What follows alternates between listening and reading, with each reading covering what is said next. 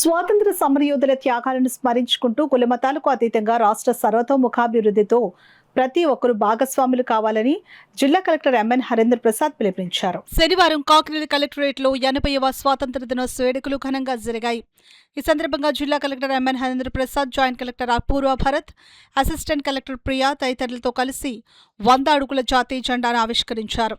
అనంతరం కలెక్టరేట్ ఆవరణలోని జాతిపిత మహాత్మా గాంధీ విగ్రహానికి జిల్లా collector MN Harendra Prasad, JC Apoorva Bharat, trainee collector Priya, DRO doctor P Tippanayak పూలమాలలు వేసి ఘనంగా నివాళులర్పించారు.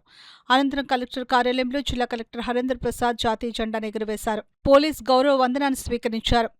ఈ సందర్భంగా చిన్నారులకు ఆయన చాక్లెట్లు పంచిపెట్టి స్వాతంత్ర దినోత్సవ శుభాకాంక్షలు తెలియజేశారు. సందర్భంగా జిల్లా కలెక్టర్ మాట్లాడుతూ ఎంతో మంది మహనీయుల ఆత్మ బలిదానం, స్వాతంత్ర సమరయోధుల అచంచల దేశభక్తి ఫలితంగానే నేడు మనం స్వేచ్ఛా వాయువులను పీలుస్తున్నామని అన్నారు.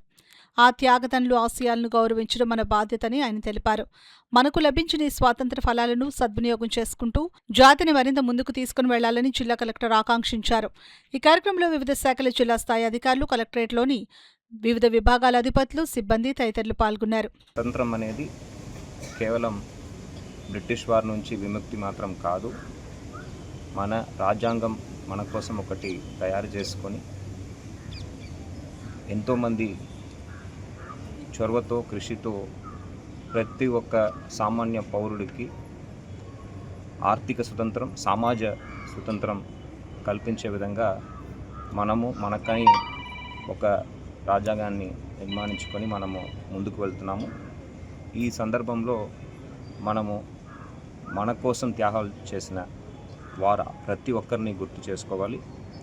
వారిని ఆదర్శంగా తీసుకొని ప్రతి ఒక్క పౌరుడు కూడా తన వంతు కృషి చేయాలి. పేదరిక నిర్మూలన కోసం, సామాజిక న్యాయాని కోసం అన్ని కులాలు, మతాలు కలిసి ఉండి మన రాష్ట్రాన్ని ఒక స్వర్ణాంధ్రగా తీర్చిదిద్దడానికి ప్రయత్నం చేయాలి.